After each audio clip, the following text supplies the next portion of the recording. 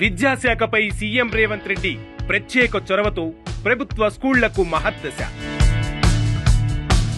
ప్రభుత్వ పాఠశాలల్లో పెరిగిన అడ్మిషన్లు.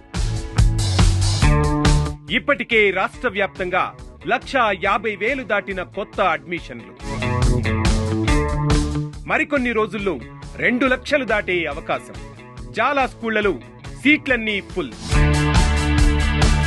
పలు చోట్ల దర్శనమిస్తున్న నో అడ్మిషన్ బోర్డులు. టీచర్ల నియామకాలు, సదుపాయాలు, సన్నబియ్యం, బడిబాట. ప్రభుత్వ ప్రచారంతో ప్రజలకు ప్రభుత్వ పాఠశాలలపై పెరిగిన నమ్మకం. గత 20 ఏళ్లలో ఎన్నడూ లేని రీతిలో సర్కారు బడుల ఎదుట నో అడ్మిషన్స్ బోర్డులు.